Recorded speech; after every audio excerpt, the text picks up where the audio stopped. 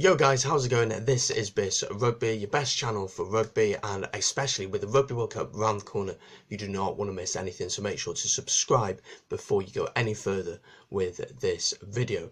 I've been fortunate enough to write an article for Rugby Realm looking at Tonga ahead of this Rugby World Cup. That'll be linked in the description down below, so do go and check it out, and hopefully you'll find it an interesting read.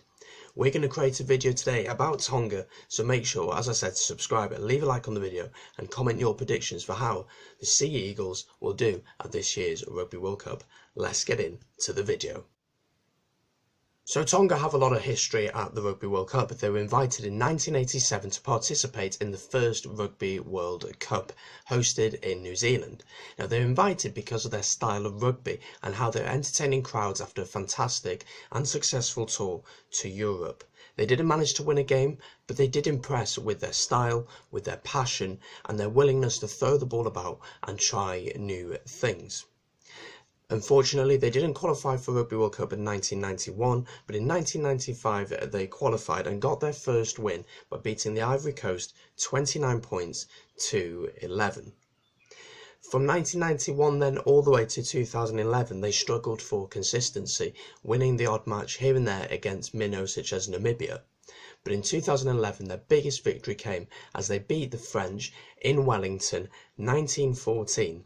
Now this is certainly the biggest victory in the history of Tongan rugby, and France would go on to become finalists of the Rugby World Cup, only losing by 1 point to eventual champions New Zealand. So technically Tonga won the Rugby World Cup because they beat France by more.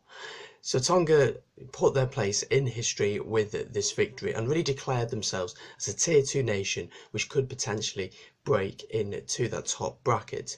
But over the past year it hasn't been like that. Wales beat Tonga with their second side last November by nearly 50 points. They've had mornings against Scotland, New Zealand. They've really struggled for consistency. But at this year's Rugby World Cup, what can we expect from the Sea Eagles? We can expect flair, excitement, willingness to throw the ball about. The set piece has certainly improved, and that is something that the coach Tutai Kefu has really honed in on and really targeted to get better at. Tutai Kefu was appointed 2 years ago, but it has not been an easy ride, with issues for payment to players after Pacific Nations Cup, which was paid late, and his unwillingness really to change his style of play has been quite controversial. Tutai Kefu himself was born in Tonga but decided to represent the Wallabies, gaining over 60 caps for them. And this is a big issue that we see across the Pacific nations, players deciding not to play for the country of their birth, but instead heading over to Australia, New Zealand, and sometimes coming over to the UK like Faletau and the Vunipola brothers, because the pay and the opportunity is just not quite the same. As we heard with Samoa, they were possibly getting £1,000 a match, while an England international was getting nearly £20,000 a match.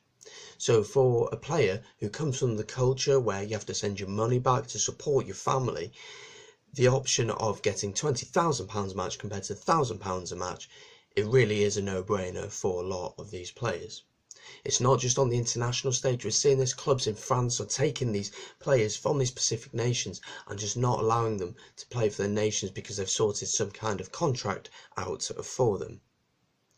But Tonga do have some great players at the disposal at this year's Rugby World Cup. Two in particular stand out, two that you may have heard about. The first one that we're going to talk about is Telesu Vianu, who plays for Leicester Tigers as a fullback. Quick, pacey, powerful and strong. He's typically Tongan. He's going to light up the tournament this year. He got the try of the season in 2016-17 against Worcester Warriors. You may remember it, where he ran the full length of the pitch, beating defenders for fun before scoring a try under the posts. In 2017-18 he played 21 games, getting 10 tries, which is not a bad return at all for a fullback. He's going to be key for Tonga. He'll be able to unlock defences and he'll give us some excitement on the pitch. The second player is Sonitanu Takalusi, who plays as a scrum half for Newcastle Falcons. A fantastic player, a leader, someone who knows how to get the best out of his teammates. His biggest asset has got to be his box kicking, which he can put up and time it to perfection to give the likes of Teleso Viano opportunities to get under the high ball and win possession higher up the pitch. We also have his fantastic goal kicking ability, which he will take the responsibilities for that out in Japan. So what are the expectations for this year's Rugby World Cup? Well, they're put in a very tough pool. They're put in Pool C alongside England, France, Argentina and the USA. Now looking at the teams involved, you would naturally think England and France are just about favourites to get through, but don't discount Argentina, who have been pretty successful in the past few Rugby World Cups, getting to semi-finals and quarter-finals. They've been involved in the Rugby Championship now for quite a few years and have got some big wins. But I would pip England and France just about to get out the group. But what about the USA? We've covered the USA a lot on the channel here. There'll be links to those videos in the description. Rugby's growing in the USA. The introduction of Major League Rugby, or MLR, has really been a success of the past 2 seasons, and they've managed to sign some big players such as Ben Foden, Matteo Bastero, Dominic Day, players like that. The game is truly growing, and the national side have been pretty successful in their past few games, beating the likes of Samoa and Tonga as well last year, and thrashing Canada very recently. So USA will certainly not be a given win for Tonga. It'll be a tough game.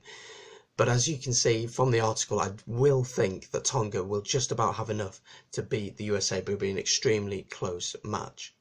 Can Tonga beat England and France, Argentina? Yes, on their day. And if that team has a poor match and can't quite get to the standard that they should, yes, they can. But the reality is it's going to be extremely tough for them to do that. It's not going to be easy. These sides are world class and it's going to be very, very difficult. And Tonga play USA right at the end of their games. They start very tough and it only finishes with the USA. So no time really to build any momentum going into some matches. So the reality is it's going to be a difficult tournament for Tonga, but I think they should go there and just enjoy it. It's an opportunity, no pressure, no one's expecting anything great or amazing, just we want to see attack in rugby, and that's something that Tonga can always guarantee. So there you go, that's my preview for Tonga ahead of this Rugby World Cup. Make sure to let me know in the comments down below what you think about it. Subscribe, leave a like on video and check out the article with Rugby Realm. Thank you very much for watching, and I'll see you soon here on the channel.